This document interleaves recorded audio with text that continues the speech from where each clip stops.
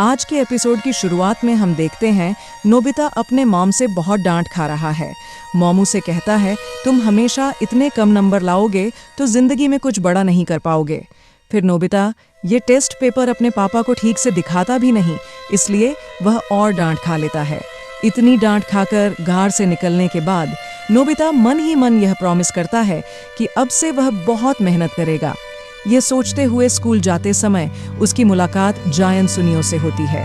वो क्या देखते हैं और क्या कह जायन सुनियो की बातें सुनकर नोबिता की मोटिवेशन थोड़ी हिल जाती है।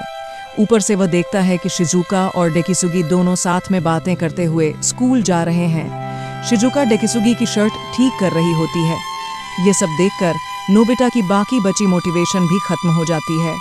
वो सोचता है, मुझे तो बिल्कुल भरोसा नहीं होता शिजुका मेरे जैसे इंसान को कभी पसंद करेगी। बैग से टेस्ट पेपर निकालकर अपनी माँ को दिखाने जाता है, लेकिन टेबल पर उसे अपनी सबसे पसंदीदा कॉमिक खुली हुई मिलती है। फिर नोबिता टेस्ट पेपर वहीं छोड़कर माँ से डोरेमोन के बारे में पूछने जाता है, लेकिन नोबिता की माँ कहती है, डोरेमोन तो पास में ही कहीं होगा।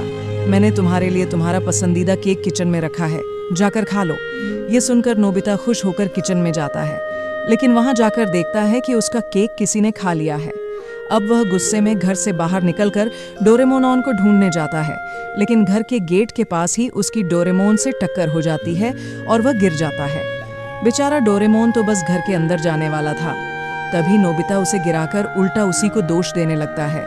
डोरेमोन बार बार कहता रहता है, मुझे इस बारे में कुछ नहीं पता, पर नोबिता कुछ नहीं सुनता और गुस्से में वहां से चला जाता है। नोबिता का जब भी मूड खराब होता था, वो पहाड़ी पर अपनी एक सीक्रेट जगह पर जाता था। उस जगह के बारे में किसी को भी पता नहीं था।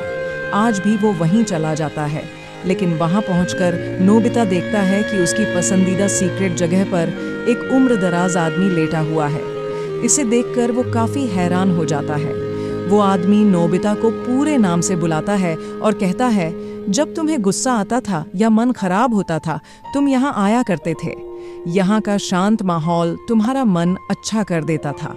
ये सुनकर नोबिता पूरी तरह हैरान होकर उसकी पहचान पूछता है। तब वो आदमी कहता है, मैं 45 साल का नोबिता हूँ, फ्यूचर से आया हूँ। तभी वहाँ डोरेमोन भी आ जाता है। डोरेमोन पहले से यह सब जानता था। डोरेमोन रिप्लेसमेंट रोबोट तैयार करके दोनों नोबिताओं को यह गैजेट इस्तेमाल करने को कहता है।